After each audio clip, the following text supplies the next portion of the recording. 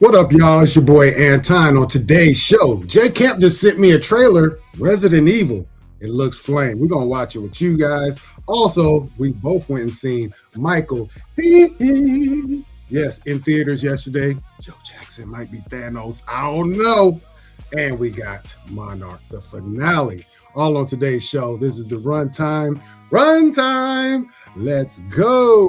Who is that? Runtime. Okay. Runtime. Yes, It's the Runtime Travelers. hey, seriously, what are we watching today? What up, y'all? It's your boy Anton, along with my co-host Jay Camp, aka the most complete. We are the Runtime Travelers. On today's show, we have an action-packed one. Like I said in the cold open, Jay Camp sent me a trailer while I was watching Monarch. I'm like, whoa, what is this? Resident Evil was in the building, so we're gonna look at that one, and then we're gonna talk about that movie, Michael. I know everybody in the world has seen it by now, so we're gonna talk about it in its full glory and spoiler fashion, and then Monarch, the finale. It's all over this season, man. I'm anxious to hear what you think about the finale of that. But without further ado, Jay Camp, how are you doing today, my guy? I'm good, man. It's Sunday. I ain't got to work, so it's always a good day when I ain't got to, do the real 9 to 5. I'd rather do this type of work. What's good, Mama Bear? So got to catch up on everything I need to get caught up on finally. So can't wait to dig into the Michael, because it's got a lot of diabolical things I think we need to tap into. Yeah, we got some misconceptions I feel like we need to tap into, I would say. Indeed. What up, Mama Bear? Early risers, you already know. Hope everybody got their little little tea in there. All little tea in gone. I there. had some coffee in it. Your PC stressed you out, man. Had you sipping too hard. That's all it was. Facts. That's exactly what. That's why I don't rock with PCs, man. Only for the podcasting, man. Everything else is in my household is all Apple. Yeah, man. It's that ecosystem like you were just talking about, man. Man, from the rooted. You can't have one PC in a land Right. of all Macintosh. It's a fact. I can't connect like my home pods. I can't connect nothing to this PC. Like nothing is connectable to it that I have at all. Yeah, I was the same way for like probably maybe 2 years ago, because I had an Android for my entire life until about 2 or 3 years ago. But I've been on Macs for like 2 decades, so I always had that conflict of interest with my PC, my Android, and my Mac communicating. So and we do music and things, so we constantly like trying to send files and things like that. It's like, man, they don't communicate right. Right, that's how I will always be with ability, trying to find like a different way to send him something real swift. It's like, man, I keep forgetting you ain't got that. Well, he got an Apple, he just don't be using it. Right. Yeah, it's tough, but hey, it is what it is. We slight nerdy with it, so we always figure it out. But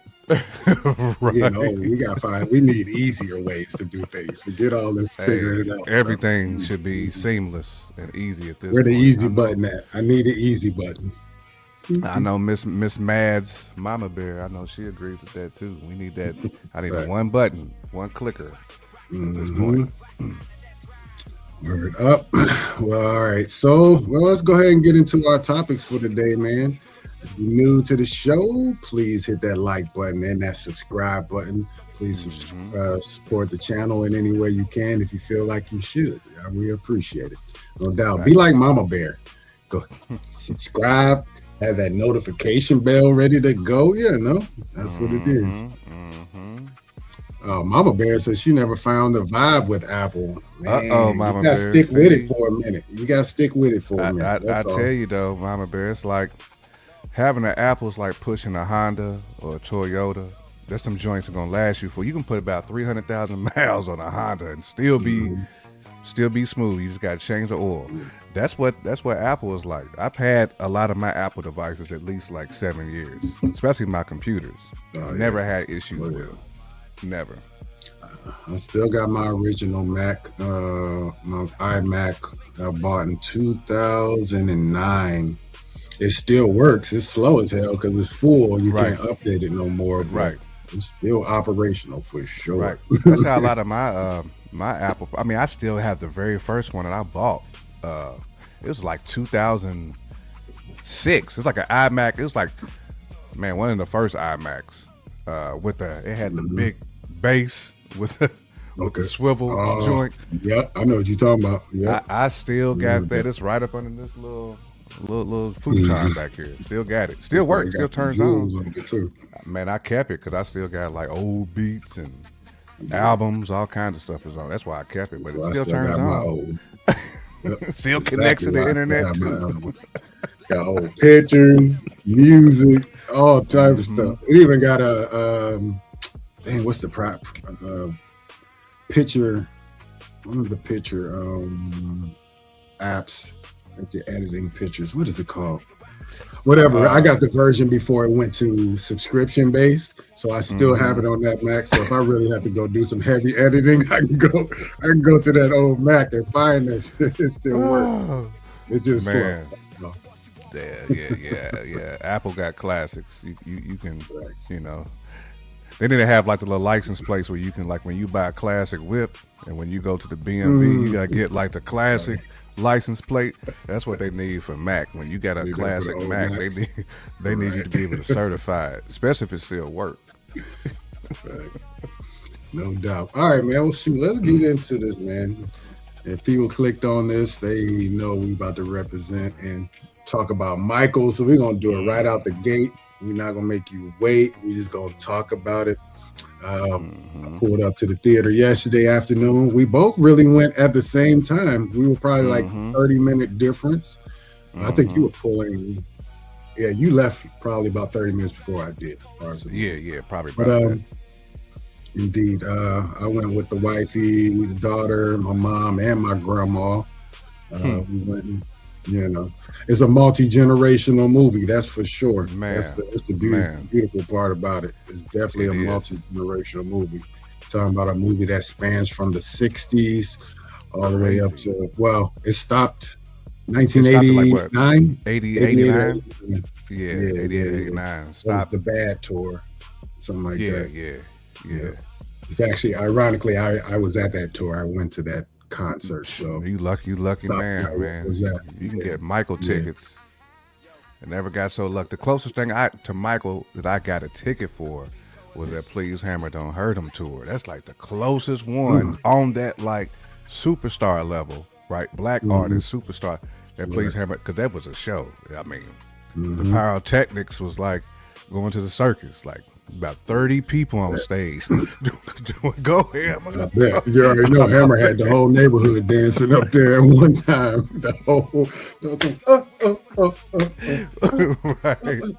Hammer don't hurt. Like for 2 hours though, non-stop, just dancing for 2 hours. Shout out to Hammer, because he did have the whole neighborhood getting a check. Word.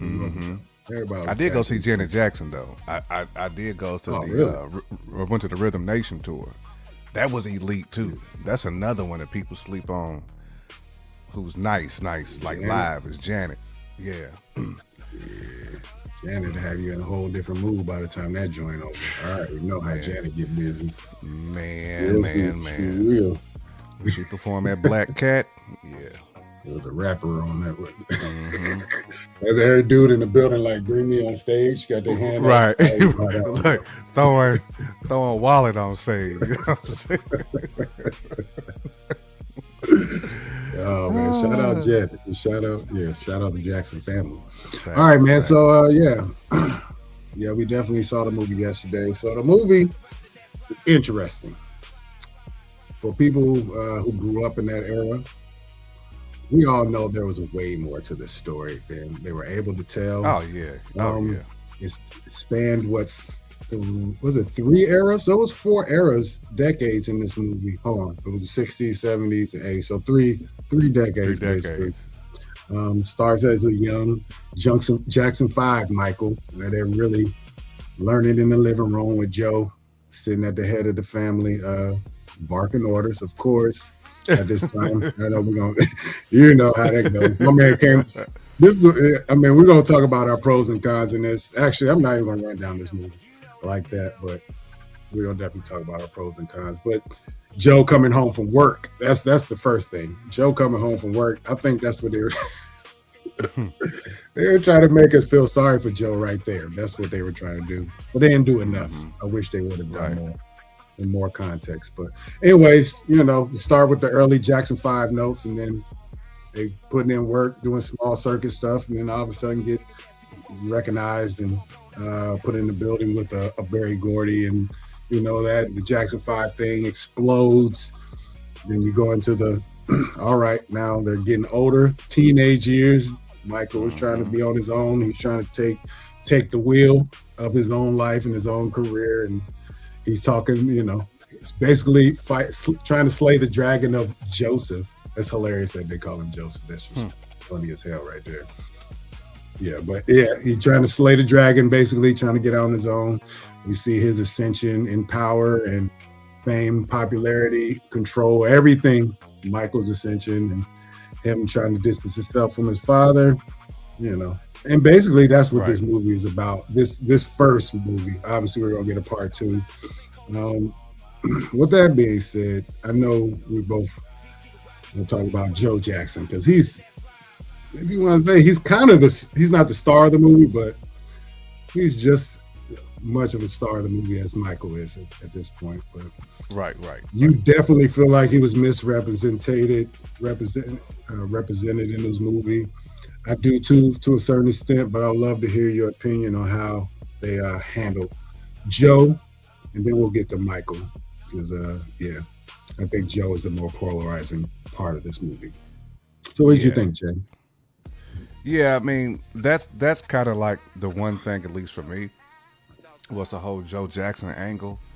And I got into a debate with my better half on this as well, because she definitely disagreed with my thought process on Joe being painted to me as more of a villain than a dad who was so passionate about the last name, was passionate about lifting the Jackson name up. Yeah, there's some, of course, like once you get real knee deep into it, money always consumes us at that point, right? Because he's seen the writing on the wall. He's like, man, I got some talented kids, man. Like we can really, like, we can set ourselves up for the future. And I feel like that part was kind of lost in the sauce, and it was more so on like the abusive, I'm on your neck plate type Joe, right? Like with taking the belt off, and you know, because we 80s babies, man, so we used to being coached like that. Like my mom Dukes was hard on me, man. Like it wasn't nothing for her to be like, go outside and get that switch, right? So if somebody was to do a biopic on me, they would think Debbie was wilding, you know what I'm saying? Even though, you know what I'm saying, my mom's, you know, she worked with Miss McConnell. Like she really did put the food on the table. Like she was grinding 8 to 8 every day. Like I would be pissed if they portrayed her like that. But she was hard on me for a reason. You know what I'm saying? I was knucklehead at times. And I feel like Joe Jackson, he wanted to get it out of the mud. I mean, if anybody knows anything about Gary, Indiana, like me and son do, right, it's different in them Gary streets, right? So as a man in the household, you know, your job is to really put your family in the best position possible to where there is future success. And we talking about 60s, right? Like growing up in that era, for black folks, it was a whole lot different. You know what I'm saying? So, but because Joe was hard on his kids, like a lot of black parents were back then. I mean, I can, even like my grandfather, for example, he owned like his own concrete company. He made all his sons and grandkids, you had to work in that concrete and it was, he didn't have no tools. It was all like Paul Bunyan style, you know what I'm saying? Like, yes, sir. Like everybody hated it. Everybody hated it because it was hard work. We like, hey, like granddad, how come we can't be like the other concrete masonry companies and get some machinery? It's like, nah, like we getting we gonna be pounding the pavement with the joint. Right. But that's what I'm saying. Like we grew up hard like that. So the fact that was kind of left out, I thought was disappointing. I'm not saying that Joe was daddy of the year. I'm not saying he was father of the year or anything like that. But I don't think he was any different than other black males who was raising a large family and had a coach each kid differently. Like Michael had to be coached harder than Jermaine, than Marlon. You know, it's like when you're an athlete, like there's some athletes you got to kind of like you got to be in there on their necks. Because Michael, I'm glad they at least showed this. Like when Michael just wouldn't pay attention sometimes. Like he in the booth, like even Barry Gordy had like, Michael, like stop moving, you know, because Michael's in front of the mic. He was in his groove. Yep. He was in his groove. And Joe used to always be like, Michael, like right here, like eyes here, like just trying to get him to focus, man. So, but yeah, man, I didn't like that particular piece of how they portrayed Joe through the whole movie, really, as just like a bad guy, man. I wasn't a big fan of that. It didn't take away the overall movie from me. I thought the movie was an A, but they could have done Joe a little bit better than that, at least a little bit more justice. Without, again, not saying he father of the year, but he was not as bad to me as they were portraying him, and that's where me and my better half we disagreed vehemently over that particular piece of it.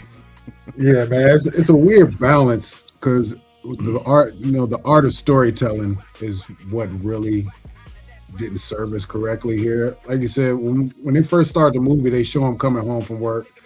He's supposed to be tired. Yeah, of course he's tired, but you just didn't dwell on it. You didn't take him to work. You didn't see him at work, how hard he worked. You just saw him come home. Like you don't have any sympathy for him at this point. He's just a regular dude going to work, coming home. At the steel mill too. His mind, I know in his mind, like, yo, I've been doing this probably for 2-3 decades. I've been in here grinding. I got these kids that have an extraordinary talent, especially this young one that, Michael, we know he could be one of them. Be clear, he could be one of them. And like you said, it ain't even just black. It's people of that time. Fathers raised kids harder, period. It was just how it was. Everything was, it was about hard work in general. It didn't matter what job you were going for. All black and white or whoever fathers at that time, is hard work. That's all it was. So, and then there was kids didn't get no leeway back then either. Kids didn't have opinions. We didn't have nothing. These new kids, all of a sudden they got opinions. They got, they had to be respected. Like, they chatty. It wasn't like that back then. It was not like that back then. So yes, he was abusive, and he might've been, it wasn't even that he was abusive. It was, he was abusive. It's just, you can't get around it. We know where's the line. The line is discipline, and then there's anything you do wrong, I'm whooping you for. Like, tough. You know what I'm saying? But to your point, Joe Jackson literally was a man who was trying to stand up for his family, the entire family. He wasn't trying to single out Michael. He wasn't singling out none of his kids. It was all about the Franklins. Until a point, though, Joe did have a little ego. He wanted to be the boss. He wanted to be the man. He wanted to be in control and all that. And that's the part that really took him out, was him wanting to control everything. If he would have just, recognized that Michael could have, he already knew Michael was the one. I don't know. He just didn't handle Michael correctly. Everybody else, he didn't really do like he did Michael. He just didn't handle Michael correctly, to the point where he could have probably got everything he wanted if he would have handled Michael right. If he would have treated Mike the correct way. But also, Mike wouldn't have been as good as he became if he didn't have that foot on his ass either. So when Barry Gordy saw him sing that song, I was like, yeah, that's Joe Jackson right there. When you seen Barry Gordy looking at Michael like, oh shit, I cannot believe he can sing like that. That was Joe Jackson's work. That's Joe Jackson, bro. Yeah, because otherwise, Michael he's the one for sure from birth, but he was fine-tuned at Right. He was the guy at 10, and that was Joe Right. Jackson. So the movie could have struck a better balance of the light of Joe Jackson. Yes, he could be the villain of the movie, but you got to root him in his family and how much he loved his family, not him just Right. saying. So, that was missed big time, and you're right, because Michael's Michael because of Joe Jackson. Like, if we want to keep it all the way one being, like the grind that he made Michael go through, where Joe Jackson failed is what you just said. He was not a great listener, right? And I think that's where like fatherhood has kind of shifted to where we are now, because again, like, my grandfather would have, if somebody would have seen him, they would have thought he would have been abusive, but he wasn't abusive though. Like, he wasn't just punching people. He wasn't punching kids, you know what I'm saying? He was basically just wanted to make sure that we stayed on task and we didn't like fall off from being, understanding the etiquette of hard work. But at the end of the day, like, Joe did that because he felt that Michael needed that though, because Michael was all over the place. He was different. You know, Joe recognized that. He just wasn't a great listener when it came to like Michael's feelings. You know, that's why he didn't understand Michael at all. That's what it was. And that's why he was much closer to Catherine.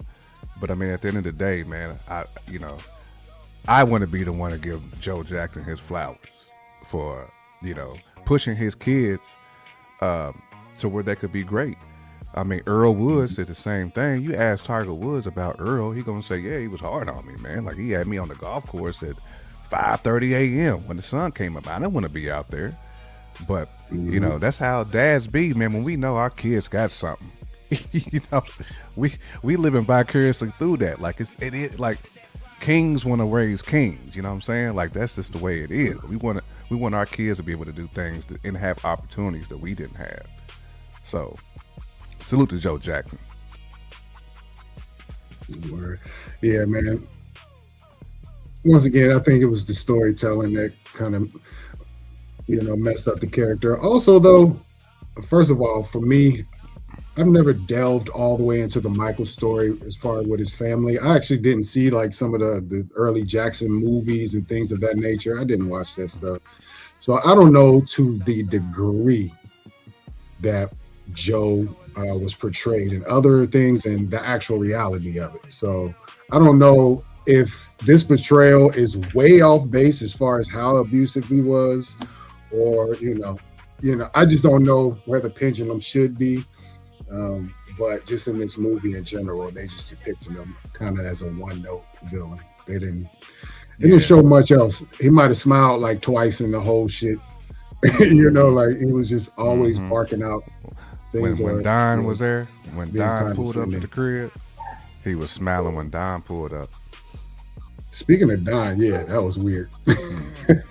Shout out to Deion Cole. Shout out to Deion Cole. But, I'm going to disagree with Joe Jackson because my thing is this. Let's give him props on Out of the Hood, bro. Made Michael want to 100%.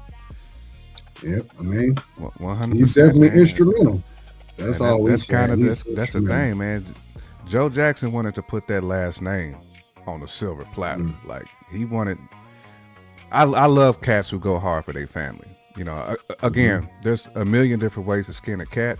I'm not saying that Joe Jackson was perfect, but the one thing you can't take away from Joe Jackson, that man loved his family, and he was willing to sacrifice.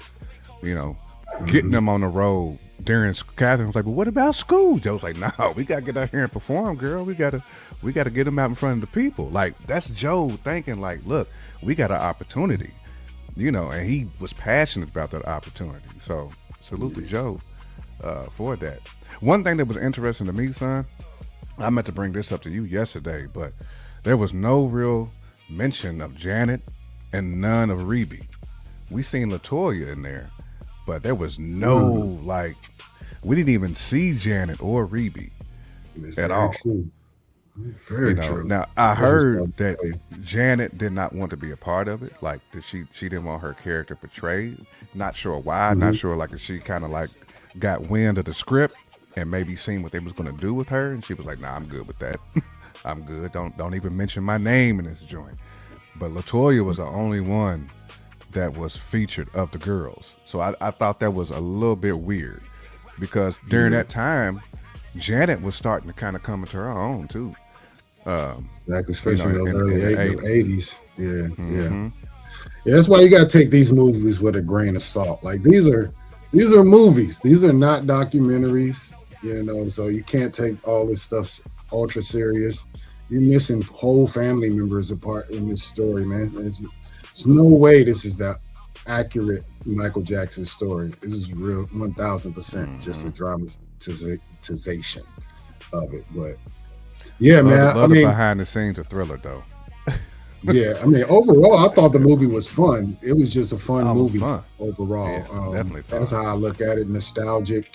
You can. I mean, I could pretty much predict the entire movie while I was going like, oh, this is where they're working on this. Oh, this is what's this is bad right here. This is beat. This is Thriller. Whatever. Yeah, kind of just could predict the whole thing, but it was just cool to see certain things. The bad video where you had all the members of the Bloods and Crips in there getting inspiration. That was dope. That's fire right there. You got the straight like goons. Yeah, in there, you know what I'm saying? He was going crazy. He had the gangsters in there, like, oh man, that's Michael. You know what I'm saying? Right. We brought them all back to little kids, though. But that's the power of Michael. Right. Word life. I don't care who you are, how hard you are, where you are. If Michael was to walk in the room, you damn near fall to your knees on some.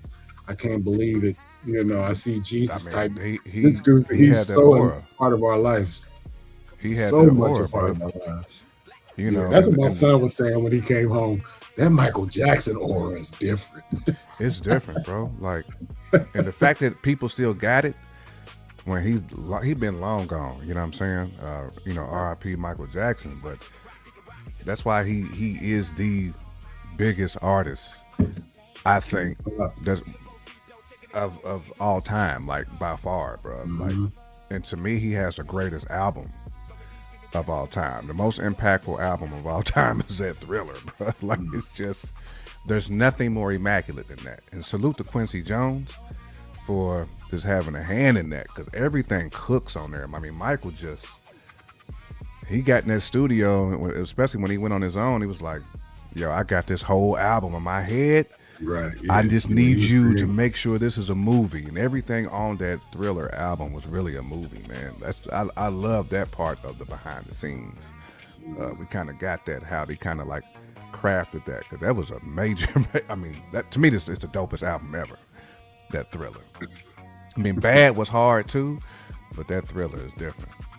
Right. That Thriller is way different. That shit was hard. So now the real question, you go watch a Jaafar Michael Jackson lip sync concert, because I'll do it. That's hilarious. Yeah. I don't know. I mean, he was killing it though. That's another part we'll talk about overall. What did you think of the Michael Jackson look? There's times where it was like spot on, and then sometimes you can actually see the prosthetics that they were using to kind of shape his face. But overall, I think they did a great job of him. Yeah, I think they did a great job, man. They did a great job. The skin disease and stuff that he had, like kind of like explaining that, because especially for like younger people who didn't realize why he rocked the glove. Because people used to think they was like weird. It's like, nah, man, he didn't want to hide his blackness. You know what I'm saying? Like, he was really tore up about that.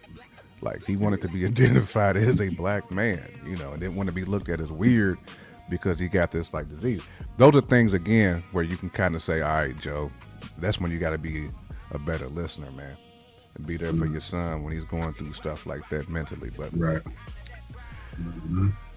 But yep, one of them hard ass fathers though. That's all he was, bro. Hard. It was, man. All right. Shout out to Cole Domingo though. He did his best he could though in that role. I was looking at him like he did a very good job. I was trying to look at him and compare him to what Joe Jackson looked like. I was like, man, that's a tough look to look at. Not look at, but like pull off. Joe Jackson looked like a bulldog, especially in his old age. He looked like a straight up bulldog. I'm like, man, to try like in that doggy style video where Snoop turned into a dog. Green, crazy color eyes, like yeah. Joe Jackson is just a different looking dude. So But Cole, he was in that role. Coleman, he was in that role. Mm-hmm. He kind of looked like Eddie, not Eddie, but Arsenio in Coming to America in the 80s, though, when he had the Jerry curl. Like, why he always look so sweaty, though? Right. He just There's a God somewhere.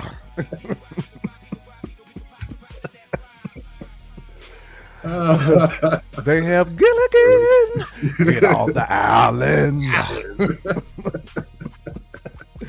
Man, that's it's gonna forever be a classic, man. Arsenio cooked in that role, though. Oh, Jaafar can actually sing. He got vocals. I didn't know he had vocals. I didn't know he had I'm gonna have to look that up, mama. What was this? They said there was another name prior to Thriller. Prince said no to butts and lyrics too bad. So Prince was gonna be in Bad. That what we said? I wouldn't be surprised if they asked Prince to get on that guitar, because Michael wanted like that rock sound of that joint. Yeah, facts. Nah, Prince would have lit that one all the way up. All the way. Let's see what else we got going on. Just like straight up called Michael black and ugly, all his children but white. Other family, he never did any of those bad things to him. Facts. All his hostility was always pointed at Michael. It really was. Yeah. That's why I understood why Michael was he was, for sure. Oh yeah, for sure. We call that brother Joseph. Yeah. Oh, one thing I did also like too is that, which I said, I didn't delve into that actual history a lot, but the brothers never showed hostility to Michael, even in light of all his success. They, at least in the movie, they never showed them None of them was jealous. Any anger out on them. No jealousy, no hating. They never asked Michael to go on tours and help us out. It was never that. It was always Joe. So I just like that the brothers never had beef. They was always holding Michael down. Do you think Joe would tell them, like, y'all know Michael's he's elite. Y'all just let me do my thing with Michael. Like, I can see Joe doing that. Yeah, I mean, control. He may have said it out loud, but they already said it out loud. They just didn't have to say that. Michael was always the center. Even as a young kid, he was always in the middle. Everybody knew the business. Everybody knew they can contribute to the group. Right. But Michael was the star. Period. Right. I'm kind of glad they gave James Brown his flowers a little bit too, because a lot of people don't realize, man, how the world looked up to James Brown as like a showman. Like James Brown was that dude, and Michael tried to it's almost like when I think of like Kobe and Michael Jordan. You know what I'm saying? Like Kobe tried to take all of MJ's moves, and Michael Jackson was fade away. Right. Yeah. Michael Jackson in the room, like getting it together. He was the only one that could perfect that JB. I feel man, because James is nice, man. I still think he one of the 10 greatest artists ever too. JB was dumb with it. All the kids called him Joseph. They weren't supposed to allowed to call him Dad. That might be true. I don't know. That's a good question. I kind of heard that too. I'm not sure how true that is, but I have heard that as well. Man, literally in the movie, I didn't hear any other kids call him that except Michael. So I don't know. I heard Janet call him Joseph before too, like in the interview. But okay. He never really went crazy when he called him Joseph. So I guess that now that I think about it, he was always mad at something else. So Prince was originally supposed to be on the song and video, but Prince said no. Who's grabbing whose butt?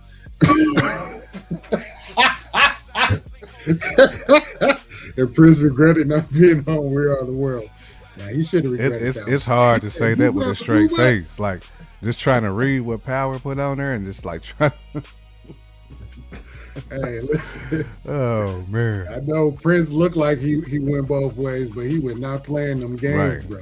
Nah, he gonna show up in the dress, but don't call me on some funny style stuff. Can you imagine the glow Prince would have had in the studio on We Are the World, because you see how Michael was glowing in that joint. Prince would have came in, he would have had a whole aura just flashing off him in that joint. We Are the World, yeah. That's he would have had his shirt would have been halfway unbuttoned. You would have seen taco meat in that joint. Yeah, it'd have been there. You'd have had a scarf on with that. Right. And he would have had a neck. Scar, even if he wasn't playing on it. He had a scarf around his neck as well. Like it.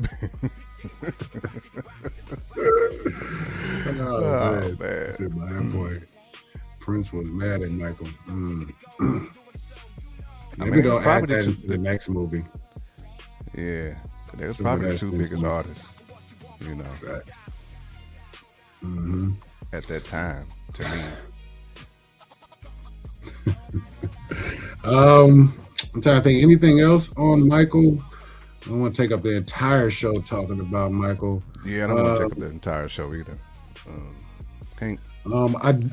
Okay, one question, and I think we can get out of here.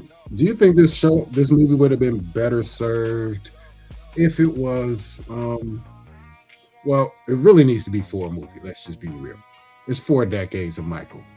If I'm not, the 60s, 70s, 80s, 90s. I mean, you really can go, more than that. You may be able to make that last movie a little longer, more decadage, but there's no way you can tell his story in 2 movies. There's no way. Yeah. If you start from 88 and then you end with the death, I assume, on the second one, does that feel right? Or you think it should be at least 2, 3, or 4 movies? Or should it be a TV series? TV series that's a great question. Probably be better, to be honest. I think a TV series would have been better because you could have spent more time like breaking down complex characters like Joe, but also we would have got more of the family too. Because I mean, the Jackson 5 was such a big era. Like that was a huge part of like Michael's story. And I feel like in the movie they had maybe 2 segments of that. Like I'm talking like, I mean, they might have spent like 35 minutes on the Jackson 5 as a whole. But I felt like the Jackson 5, like as a group, should have had more time. And a lot of the time that was spent was almost like just, again, Michael was the star of the show, but there was some great moments like with Don Cornelius and others that was part of the Jackson 5 story. I wish they would have focused a little bit on that. I mean, I get it. Movie's called Michael, right? So they ain't gonna spend too much time on it, but still a big part of Michael's like hierarchy into when that Off the Wall dropped and he really just started getting in that bag and being the solo artist that we know of Michael. Because we didn't get that because he shifted his whole style when he went solo. Multiple times, really. Yeah. Multiple times. I don't know. I hope, I hope part 2 is a little more thorough, a little more condensed. I don't want them to keep jumping decade to decade to decade, just missing so many stories. That's all. I really want to know more about Michael. This is just feel like a highlight reel of Michael. You know what I'm saying? That movie did, but we'll see. We'll see. I enjoyed it. I definitely enjoyed it. I'm looking forward to part 2. Somebody said it's supposed to be just called Jackson. I don't know if that's correct or not, but man, that's cool, I guess. We'll see. I'll say Diana Ross didn't want to be part of the movie because if you know their relationship, if you actually go down the rabbit hole, you're going to have some questions, and that's why MJ don't like Diana. Facts. That's a big piece of it though, and I feel like that's where they, again, made for the big screen, but those are the things that like people like our age want to know more about because we heard all them rumors back in the day. You know what I'm saying? Like you got to touch on that. So those things, that's one of them things where you got to be comfortable being uncomfortable. Sitting in the theater, no matter how much we respect Diana Ross, like we got to be comfortable being uncomfortable because there's a story there that needs to be told. I agree. And also the estate of Michael, they're not going to let us go too far down the rabbit hole because it's still trying to protect the brand of Michael, even in his passing. And so they're not going to let too much go. Not in a movie, you know what I'm saying? Right. So they're not going to let too much go. They definitely try to tarnish his legacy with all the allegations. Yeah, that's going to be the interesting part of the second movie. They're going to have, if they don't address that, then it's kind of like, what are we here for? It's a blatant cover up if you don't address it in the next movie, and you can see what they're doing. But I'm seeing grooming call outs when it comes to Dirty Diana. Dirty Diana, no. Oh shit! People are sugarcoating that. Facts. I never thought about it like that, but hey, there's a lot of layers, bro. There's so much they go that they could talk about. The Michael Jackson saga is truly a wide and vast one. A lot of tentacles all over the place. A lot of stories, some true, some we don't know. But this could be 10 movies if they wanted it to. Just to be real, that's a long career. So, but anyways, man, you guys out there. If you went and seen Michael, let us know what you thought about the depiction of Michael, the movie, and was Joe Jackson Thanos? Let us know down in the comments, please. All right, man, let's get on to our next. No, hold on, let's see what else is going on here in our chat real quick. Power say Sony Wars for Part 2 will be something. The Sony, the copyright war and the war, the ownership. Yes, you are right. The song "Bad" was supposed to. What up, Slick Barber? What's going on? Right. Appreciate you popping in. Right, for sure. Indeed. The song "Bad" was supposed to be a duet with Prince. However, due to the opening line, Prince asked who was Michael singing that part of to, because he definitely wasn't going to be saying to him. Shout out to Prince, though. Facts. Salute to Prince. That's where Prince is like, I'm good, fam. Y'all not about to make me a part of that. Like, my cheeks ain't part of nothing. You know what I'm saying? And I ain't gonna be acknowledging it in no song. You know what I'm saying? Right. Oh man, Prince hit him with the pause though. He's like, pause, bro. Facts. Right. He's like, pause, man. Who's his mind? You know, nah. The title to the song Thriller was called Starlight. You can hear that version on the streaming apps. Oh, word? On all of them, Slick?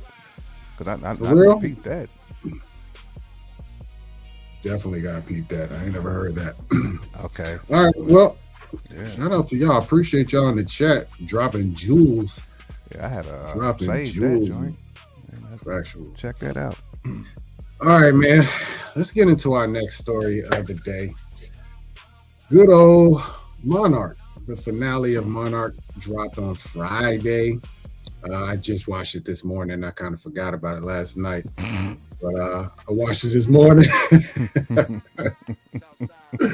Oh man! All right. The finale though. What did you think, J Camp? Felt real predictable to me, but I like it was definitely predictable. The finale. It was predictable, but entertaining. You know, I wanted to see Kong and Titan X go at it. And you got a little action. Kong with the combos, he was delivering the Titan X, which is hilarious. Right, and getting the angle of it though, like from Kate's vantage point. Right. But now this definitely sets up.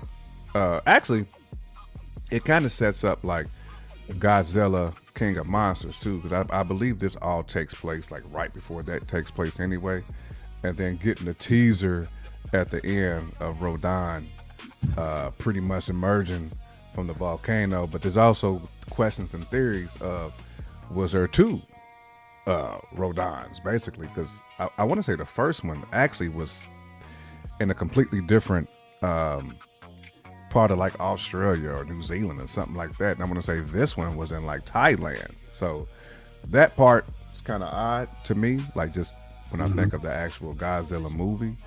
But it does set up a lot of stuff that they're probably going to be doing, and if they come out with a third Monarch.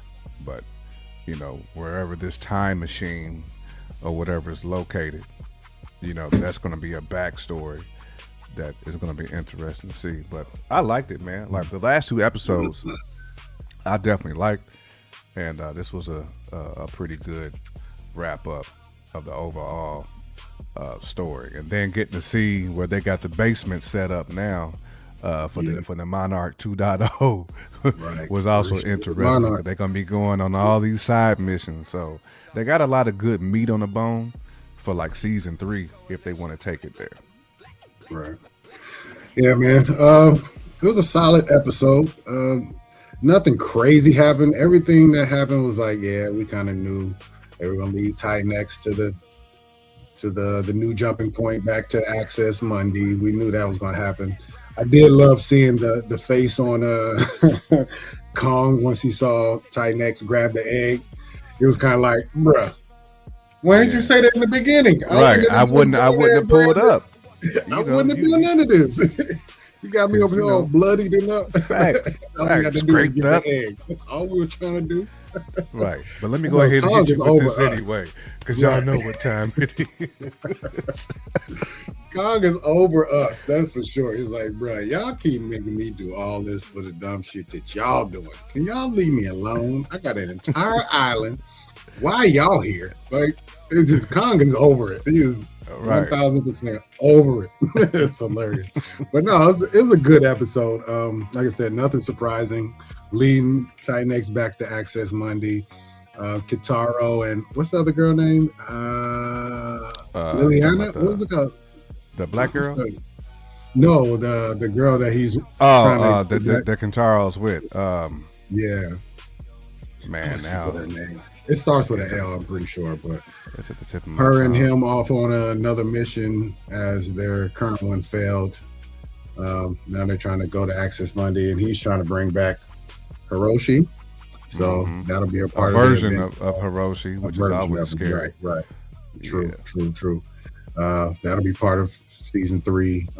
That and them trying to get Hiroshi. I mean, not Hiroshi, but Kitaro at the same time. So it's going to be a search and rescue season 3. That's what it sounds like they're setting up. A search and rescue. And what is Shaw trying to do with the dragon? What was his whole thing? What is he trying to do? Trying to get that to go back? Like, why is he trying to or was that the direction that that's where Kitaro and whatchamacallit went, right? Yeah, that's where they're going to. Yeah. Okay, all right. And I think Shaw just knows like there's different spots now that he can, because them Titans can activate all those rifts, and I believe there is a rift where Rodan is, because anywhere there's a Titan there's a rift, because they're coming from Hollow Earth, or like apparently there's like a Hollow Earth equivalent realm that is kind of frozen in time. So that part to me is the interesting part about it, that they can kind of lean heavily into, that's not part of the movies, that they can kind of like go with, because obviously there's Titans and monsters in this rift realm that also is a threat to, I don't want to say humanity, but to to Godzilla, who's the king of the Titans. So there's more foes out there that we don't know about.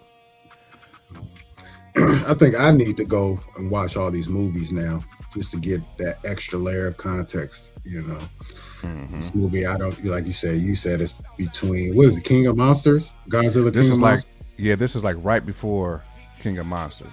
King of Monsters, okay. So, I need to get my bearings, catch my bearings as far as the universe of King Kong and Godzilla. That's for sure. Because some of the apex spots got destroyed, and some of the Monarch spots got destroyed once some of the Titans got loose. But I encourage you to definitely, now that we've had season 1 and season 2, definitely encourage you now to go back and watch some of them Godzilla joints. So you can kind of, and even the first Kong, all that stuff is gonna make sense, because of course Randa was in there, and There be other characters that you'll see like, oh man, this cat was also off in the show. So there is some connective tissue, but to me, everything makes more sense now that I've seen like Monarch, because I'm gonna go back and watch a couple of them myself too. Yeah, no, I definitely need to. I'm trying to think anything else special happened in this movie, this episode. Kate gets confirmation that she really has the linkage between the Titans and her. They kind of confirmed that. That's really about it. Like I said, nothing really happened. Maybe if you've seen episode 7, you probably predicted everything. Episode 9, you predicted everything that was going to happen in 10 for sure. I mean, maybe like Dr. Randa seeing young Shaw because she was kind of heated at Lee when he left her there, in the rift, basically. But he said it was a reason. Like, if I would have brought you out of there, like, I would have completely altered the future. Right. So her seeing that, I think, kind of like tied everything together, at least for her. That Lee just wasn't grimy for leaving her down there. I mean, yeah, he definitely sacrificed a lot. He was grimy, but he was, yeah, I it think was a bigger purpose. Once when you're dealing with future and past and present, you kind of got. If you're in the future and you're seeing in the past, it's kind of the basic rule of thumb: leave shit alone because you don't know how that's going to affect things. So, yeah, that's that's basics. That's time travel 101. AKA Steve Rogers. Yeah. Doom. Yep. Doomsday is coming just because of that. See? Everybody trying to mess with time all the time, brother. Can't do it. You can't do it. You shouldn't do it. But yeah. Shout out to all of them, man. First of all, whoever had to survive and deal with the emotions of Kate and Mama Randa, because they were just going off I don't know. Especially Kate, man. Golly. Kate's emotion was too much for me at times. Like she is, man. That's I mean, that's felt like that's where she operated strictly from, was the emotion side. She never really thought things completely through. She was just acting on impulse most of the time. So it was kind of too, really. Yeah, Katara too. Facts. You are right. That's definitely a Randa gene. It's definitely a Randa gene, obviously. It definitely is. I mean, she literally tried to escape the place, and she ends up in the middle of the Titan X in Kong fight. Battle. Come on, girl. You cannot do nothing right. You just end up in the wrong place every single time. It's like, yeah, but I guess she was in the right place because she's the Titan Whisperer. Right. Yes. But overall, man, I thought this season was pretty good. I wouldn't put it on the level of season 1 at all. No. Season 1 was much better. Just gave us way more action. I was more invested. I think season 2 wasted a lot of episodes just dealing with people's emotions and stupid decisions. Yeah. So, I mean, we could have cut this down to like 5 or 6 episodes. Yeah. Yeah. They don't have to go down a rabbit hole of like character flaws. At least for me. Just make it entertaining, and I feel like season 1 gave you just enough of that. Plus, it was like a lot of good missions in season 1, where this was kind of like flashback heavy.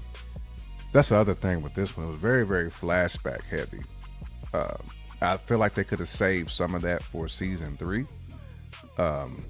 So not really sure why they had to go flashback heavy on it, but like you said, overall, I give it a good B.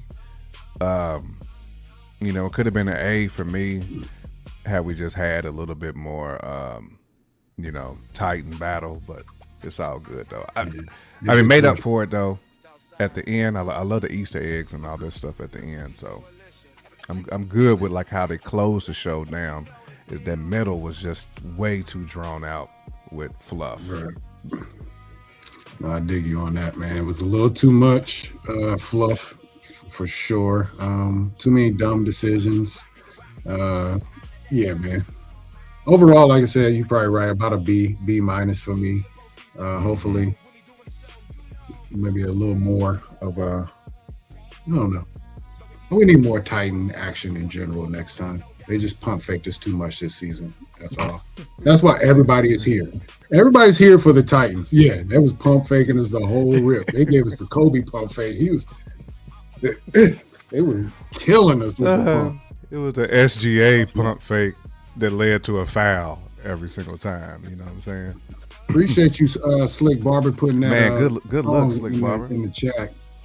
Yeah, good looks, man. I appreciate that. Really appreciate that. For sure. For sure, man. You just put us on. Factual. I can't wait to say. Now the rumors that they might ignore the events of Endgame for Doomsday, almost like soft reboot. So that's what I don't like, man. I hate that. Because you can't act like something just didn't happen. We went to go see it. You know what I'm saying? Like, that's the whole pump fake thing. You know what I'm saying? Yeah, this happened, but we gonna pretend like y'all it didn't happen. I mean, they literally should start the movie right after Endgame if they're gonna run with it. Or at least start it with the post-credit scene of Steve in his little romance. Like, we'll see. Situation. Right. No doubt. All right, man. Well, I think we got one more thing before we jump and do our little special announcement for the folks. But let's talk about this trailer you sent me earlier, bro. Resident Evil. There's a new movie coming. I don't know nothing about it. I mean, I played a little bit of the video games. I know all the Resident Evil movies that I've seen clips and things of have nothing to do with the games. Don't look like the games. They just look like something totally different. Something different. So, yeah, you sent me a trailer that we'll go ahead and watch that looks closer to the games, but let's look at it because it's definitely not the games, but it looks interesting for sure. All right, let's get into this. Resident Evil, y'all.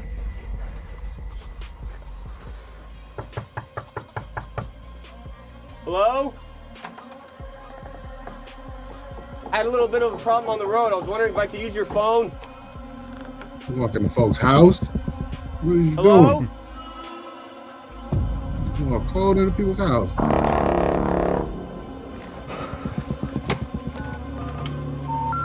Yes, we're sorry.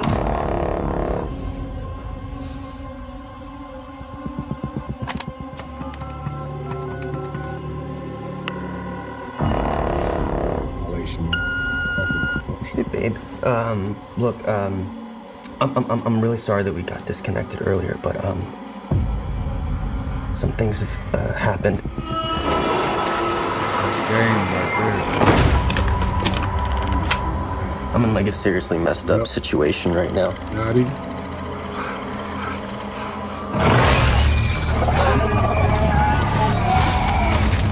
And it looks like there's a chance that we might not get to talk to each other again.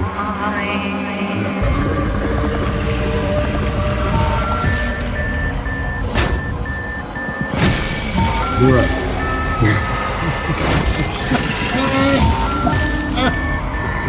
I just wanted you to know.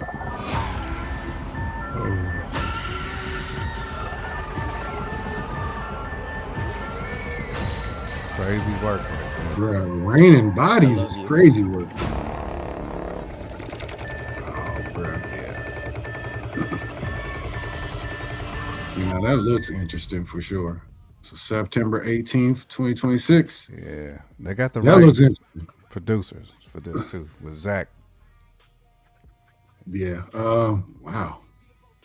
Sometimes I think if you're a creator of these movies, you got to be your mental got to be just slightly off. Like some of the visuals they were showing, the bodies coming down from the sky is diabolical. The body parts in the doorway and the legs is up top. Like just mentally to think of something to do that is like, bruh, you hit the tweeds a little too hard, my guy. But the movie looks crazy. It looks like it's a lot of tension. Looks I don't know how Resident Evil-y it is, but you were telling me about it earlier, kind of some of the elements of like the video games. Like in videos, you start with nothing. You don't have no weapons. You're pretty much on your own. So him going to have to find weapons and being on his own. Also, the vantage point you were talking about, where it's the over-the-shoulder third-person view. So yeah, man. And some of those things track. What else did you notice about this trailer? What did you like about it, man? The other thing that I noticed about the trailer was it seems like this dude is on like some type of mission, because when the bodies was dropping, that's like Raccoon City. Like I could just tell that's Raccoon City. Only thing that was slightly weird, all the games I played, Raccoon City never snowed, so maybe Zach is trying to go with more of a like scarier, because snow kind of makes things a little bit more like creepy. So I think that's what he's going with. But also, it seems like he's on some type of like medical mission to deliver something. That's what I'm getting watching the trailer. But I do know one thing I like that Zach is doing is the T virus, which is what Resident Evil is, kind of like based off of. It doesn't always like create zombies. Like it can also create like these weird like looking monsters, almost like what they had to deal with. What's that daggone other video game that with Joel and Last of Us. Yeah, Last of Us. Last of Us. So those viruses just don't create like zombie looking individuals. They can also create monsters. So I think that's what we've seen in the sewer. Was like one of those cats who was about to be a monster, and then like the scene where you seen all the bodies popping out the door. That's like one monster right there. That's what I was wondering. So like in Resident Evil, like when you play the video game, like you battling zombies and you battling like these deformed monsters, which is what the T virus can create. So the T virus can morph anybody into something depending on like your molecular structure. So I do like how he is going down the rabbit hole with the game, and he's going in a different direction by not making it too zombie heavy. Like, he's throwing like some creatures in there for us too, just to kind of add that element of, look, this is how hard the gameplay is. I mean, you can run through a bunch of zombies with a chainsaw. But when them big monsters come, you're going to need some flamethrowers, some Scud missiles, because the skin is a little bit different. You can't just penetrate through it. So I like the direction this one is going in. And Zach is crazy enough to kind of make this good, because the old Resident Evils definitely was way away from the gameplay. It was really more of a separate situation. But I do like how this one is much more on we're going to make this horror, versus the other one was really more so like just zombie action that really didn't have any like real allegiance to the gameplay. Well, I hope it's good. So we just recently we got the trailer for The Mummy, and that trailer was amazing to me. But a lot of people said that movie is just not it. I haven't seen it myself, so I'm not going to say that it's not, but I've heard a lot, and most people say it's just not there. It really is not good. It's kind of just a run-of-the-mill horror movie. So with that being said, Resident Evil has an opportunity.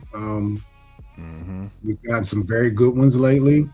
These are made by the people who made weapons, I believe. So it's like, we have a special opportunity to win right here, and it's right before Halloween comes, which is kind of a missed opportunity. You launched this in September. Yeah, I think, I agree with that. It'll be in theaters in October as well. In October too. Yeah, I mean, it's the very tail end of September. Right. So so plus usually like in October, there's a lot of competition for horror movies in October. Yeah, so it could be a smart play to kind of get your movie out there early, get people buzzing about it. And there's definitely a large segment of Resident Evil fans who's gonna go see it anyway. Just like with any video game that's popular, that's been around since PlayStation 1.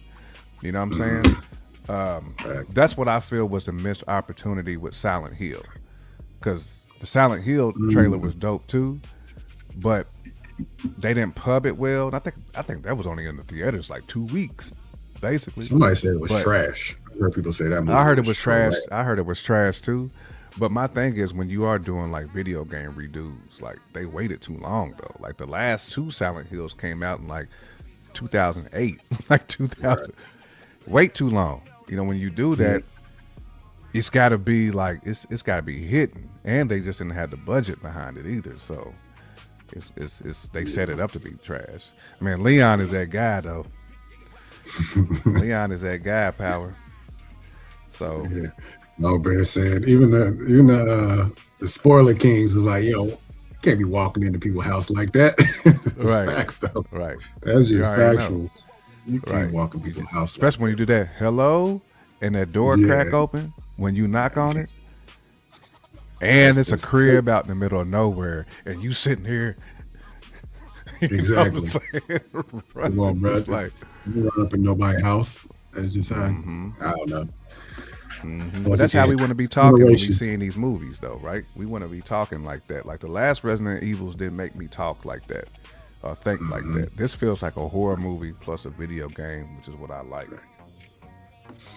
Yeah, I'm hype about it, man. I don't know.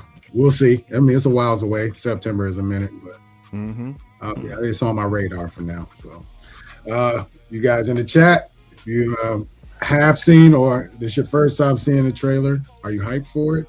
Are you going to go check out Resident Evil? Let us know down in the comments below. You are right, though. Resident Evil is kind of one of those things. It's become a multi-generational game. I mean, like you said, PlayStation 1, they're still dropping new flavors now. So, yeah.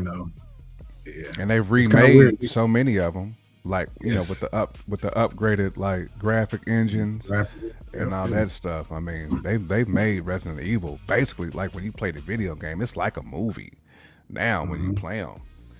I mean, it's very theatrical. You know, it's elite.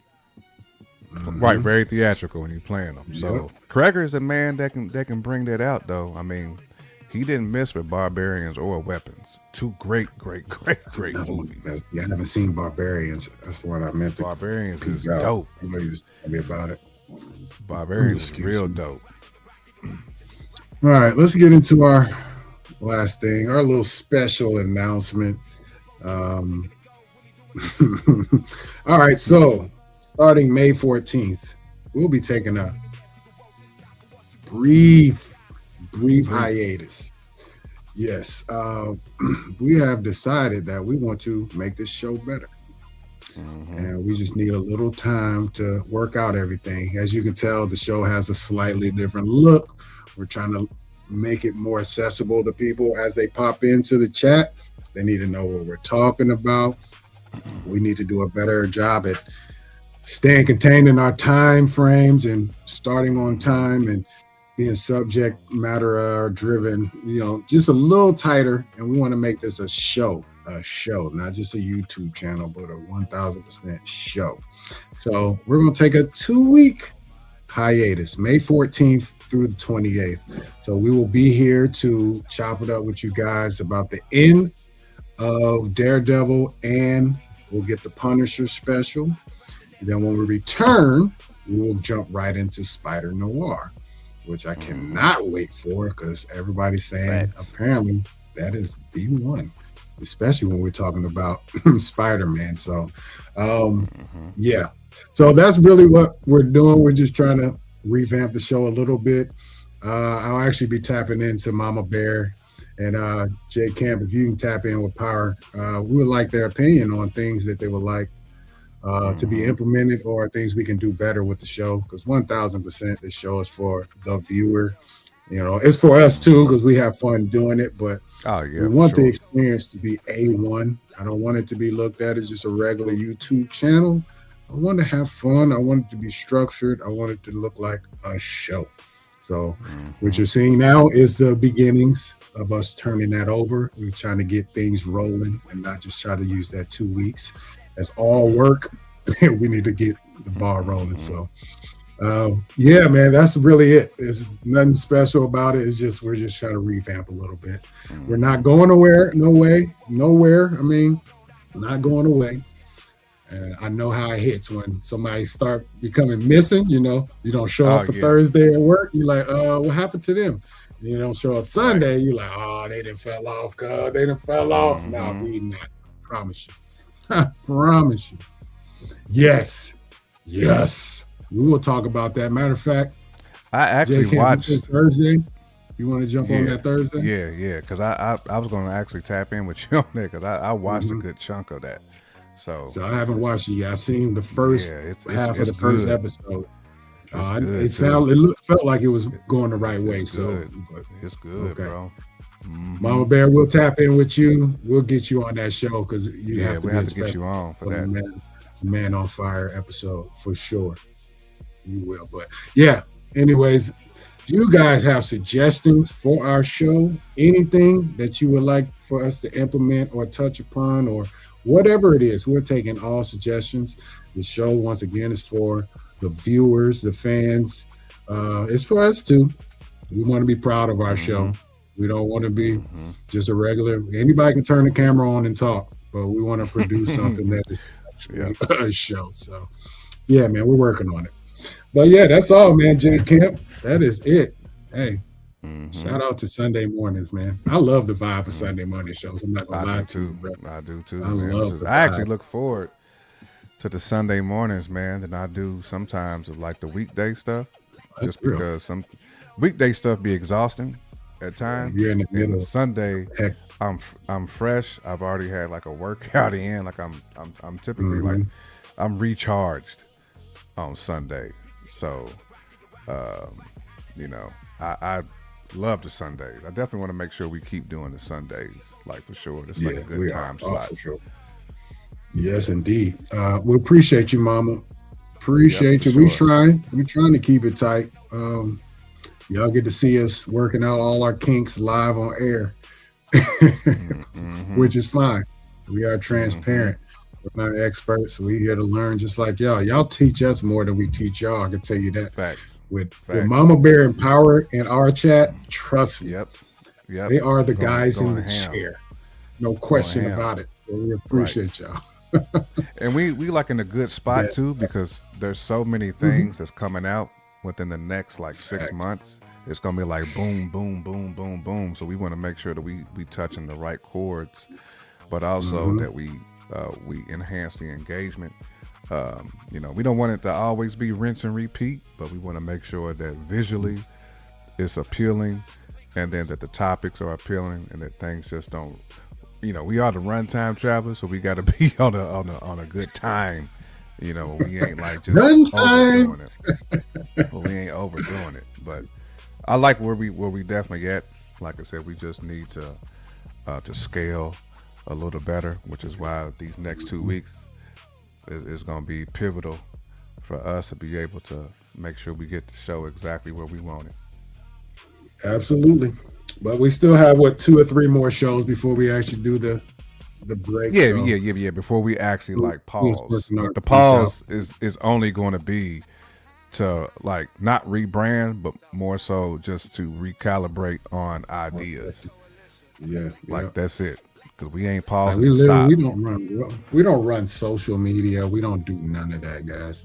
Y'all can tell we rarely on our Instagram. Our Instagram is rarely based on another channel. You know what I'm saying? Like we just don't do a lot of social work. Social media. So all this stuff is going into the pause of making sure we market the show correctly, and just making sure we on task with making people understand that we outside. So that's what this is really all. I might even bring back the boom mic. I might bring back the boom arm. I might have to bring back the Boomington.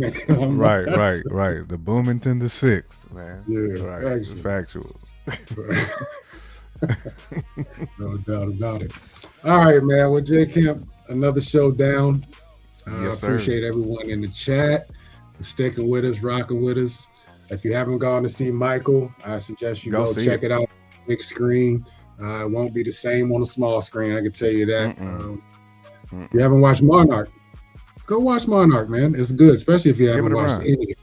Give it a run. Yeah, do that for sure. And have you seen all of the Godzilla King of the Monsters type things, like the Kongs? It's all in that same like vein. You'll easily be able to kind of pick where things are heading, but also it's like it's connective tissue as well. So kind of dope to see. You don't get a lot of outside of like Marvel that does this. You don't get this a lot with some of these universes. So, Factuals, man. Eddie started it.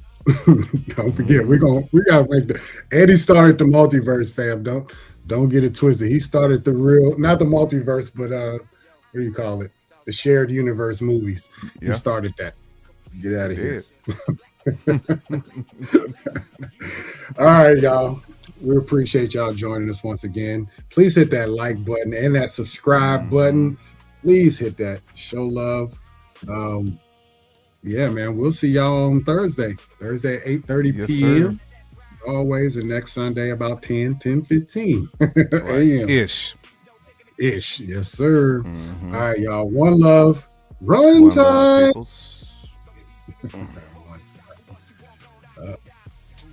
Run time.